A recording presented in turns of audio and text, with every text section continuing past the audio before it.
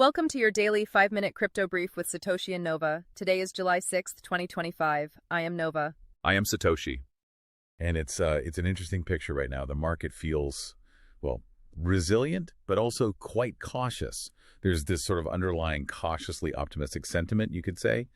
But it's really important to see these significant shifts happening beneath that surface, some definite warning signals too. So we'll explore not just what happened, but why it's relevant for understanding where things might be heading. Okay, let's unpack that then. How did the broader market actually perform, and what's the mood like among traders? Well, the big names, your blue chips, like Bitcoin, it hovered around $108,000, and Ethereum near $2,500. They were largely flat, which really points towards consolidation.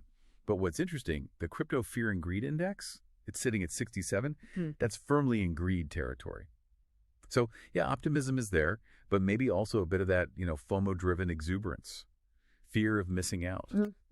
If the big coins are just consolidating, that greed reading feels maybe a bit off. Is that optimism really solid, or is it more just like speculative noise rather than real conviction? I'd say it's definitely more selective right now. You see it clearly in meme coins. They had wildly different results. BONK, for example, it surged over 8% in just 24 hours.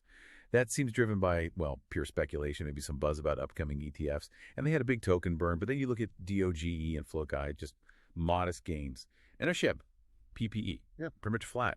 So this divergence, it suggests traders have a very selective appetite for risk. They're chasing the high flyers with good news. But the overall market momentum, it's still being held back by that underlying caution. Right. And beyond just the crypto charts, there's always the bigger global picture, isn't there? What specific macro forces are really shaping crypto right now? Maybe something that might surprise people. Yeah, a couple of big ones. First, President Trump signed these take it or leave it tariff letters. 12 countries. We're talking potential duties up to 70% by August 1st. 70%. Yeah. Wow. Now, for Bitcoin, this is fascinating because it has a sort of dual impact.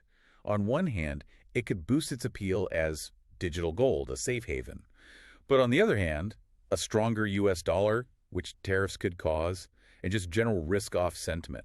That usually puts pressure on speculative assets like Bitcoin. So more volatility, basically. Almost guaranteed. Expect increased two-way volatility, a real push-pull effect. Okay, those potential tariffs definitely paint a picture of maybe a tightening global environment.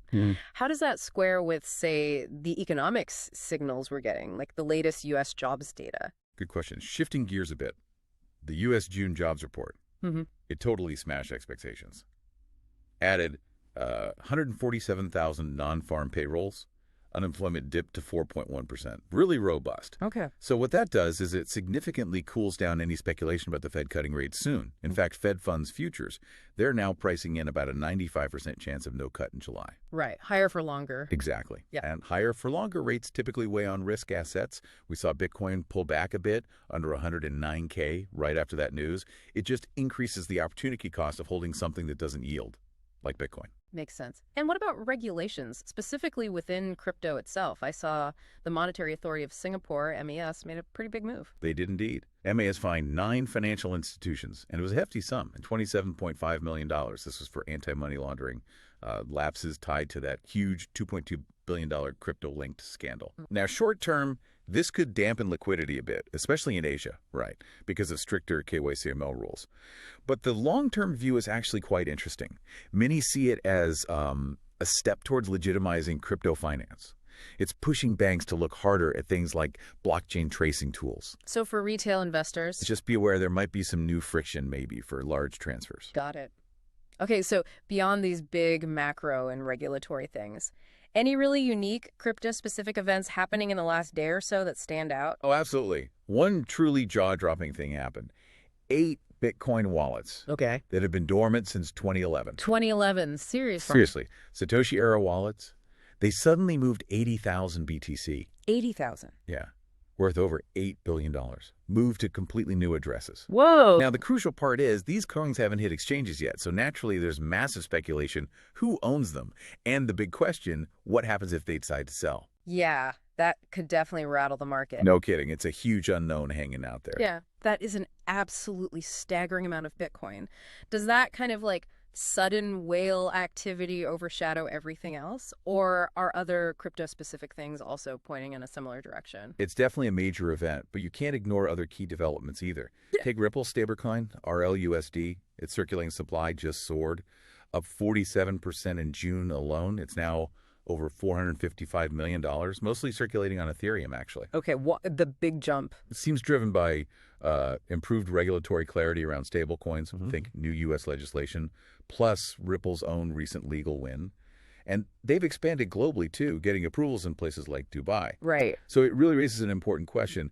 What does this kind of explosive growth mean for the whole stablecoin competition? Things are heating up there then. Definitely heating up. So bringing it all together, what does this all really mean? It feels like the last day or two shows crypto really at a crossroads. That's a good way to put it. Precisely. You've got Bitcoin's resilience, and that underlying institutional interest providing a sort of floor.